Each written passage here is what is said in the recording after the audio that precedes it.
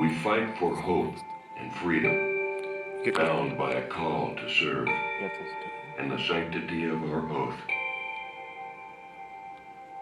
I knew that I wanted to be in the infantry because, to me, that was the epitome of what it meant to be an American soldier.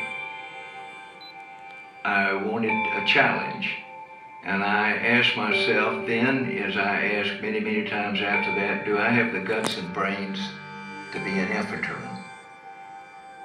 And I can remember standing there asking myself, do I want to write and read about other people participating in history, or do I want to be an active part of whatever future this country was going to have?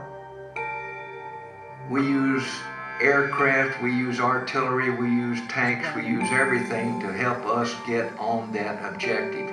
But then that artillery shifts, the aircraft have to be pulled off, and it's left up to us, the infantry, to take that objective. That's why we say the infantry owns the last 100 yards of the battlefield.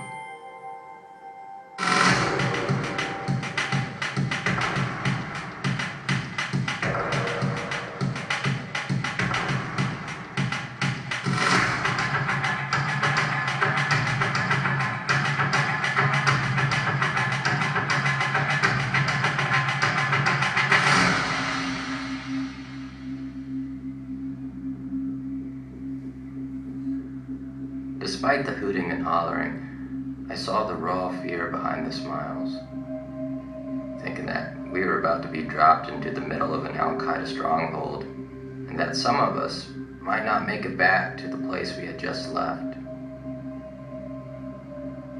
I had lived with these men for more than a year. We had become a family, and they were my brothers. White, black, Hispanic, Asian, as close as any group of men can be. I was pretty sure I had the stomach to kill or be killed, but I wasn't sure I could watch anyone else in this helicopter die. The Chinook landed, the dust blew up. We could not see a thing. It was time. The machine gunner got hit, and I noticed that the cistern gunner was too far from the gun and was pinned down. But my infantry training kicked in, as if you're reading it from a script. Strap your gun, moved over, picked up the M60, because that's a vital part of the platoon security. Checked it, fired it, and got right back into the fight. I was solely concentrating on taking care of my fellow comrades and accomplishing of the mission. It's personal. You're cold, wet, miserable, hungry, dirty, and that shared experience, that shared hardship, and the elation of winning is something that I don't think you can find any other place. Camaraderie, the willingness to put your life on the line for a brother who is in harm's way at any given time. The willingness to share everything that we have because you have nothing. Whether it's your toothbrush, your last pair of socks, or the socks you're wearing. I would have to tell someone about my first platoon sergeant. Sergeant First Class Alan Cash really taught me what it meant to be an NCO. He was always hard on us. My platoon was hit by an IED, and the Bradley caught on fire, and he got out okay. But he went back and started dragging guys out that hadn't been able to get out. And that's how he died. When I think about being an NCO and being a leader, that's who I think of. What caused a young soldier during the Civil War to crawl out in the middle of the night with screams on the battlefield and drag back a wounded comrade or bring back the colors of his unit? What causes him to do that? Many of our men are without shoes. The ground where we marched from Albany is marked with the blood of soldiers' feet. Our regiment has received but 2 months' pay for the 12 months past. Under all these disadvantages, no men ever showed more spirit of prudence. There has been that great principle, the love of our country, which first called us into the field, and that only to influence us. In the field, on the ground, it is infantry soldiers who won the nation's independence and protected survival.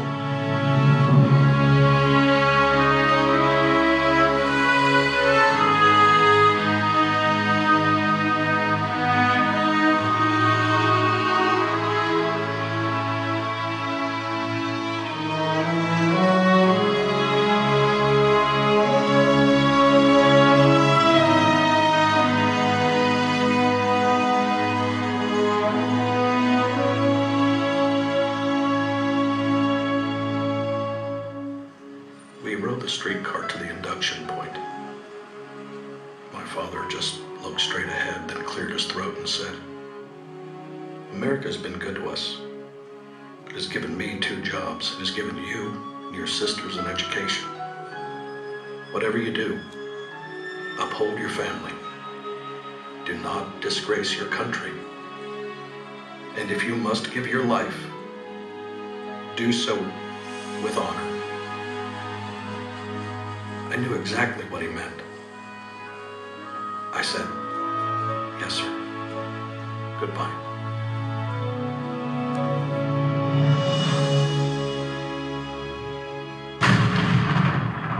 These astonishing Americans, a German soldier wrote to his brother on the Russian front. They fight all day, attack all night, and shoot all the time. We were out in the open, and we had a minefield right out in front of us, and we had got orders not to retreat, no surrender, no retreat. You can understand it.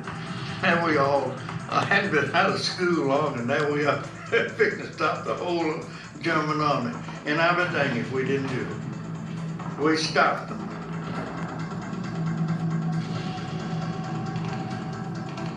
People don't realize what the impact was for idealistic people. President Kennedy said, ask not what your country can do. What your country can do for you, ask what you can do for your country. That kind of thing was just so meaningful to people in my generation. Something a lot of people don't understand is that when we went to Vietnam, I was willing to go.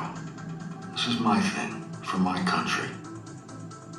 I don't think men can go to war and risk their lives if they don't see themselves as doing something meaningful.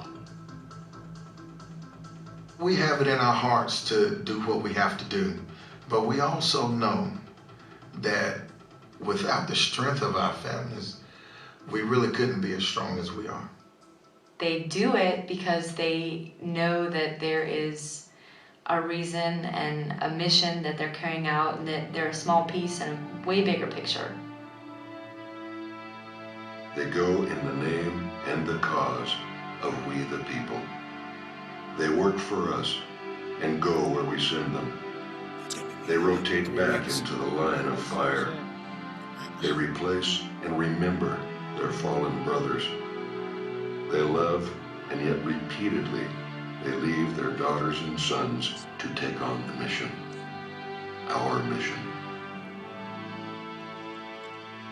The purpose of the military under civilian control is to defend the Constitution of the United States. We serve the American people, clearly understood by every soldier. That's what we do.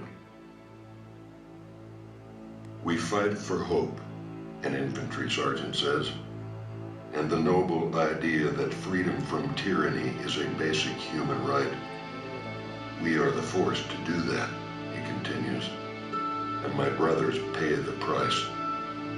Though I witness pain and anguish, I see too the best of the human condition: loyalty, self-sacrifice, and the love that the brotherhood of arms evokes. On 3 occasions, I ordered and instructed them to leave me behind, and Wallace and Pollock never had any thought of leaving me behind. They just were not doing it. So I owe them my life. I don't think I can explain to you the deep feeling I have for soldiers. I can see right now, as clearly as I could 40 years ago, a soldier dying in my arms. Just as clear now as it was 40 years ago. There's a real, genuine love because, you know, it's survival. It's brotherhood. I've observed from the first the character and the never quit, never stop, how high, how far attitude of the way of the infantry soldiers. It just makes you stand taller. And you can say you were one who wore the infantry blue with a group of brothers and a purpose that's bigger than themselves.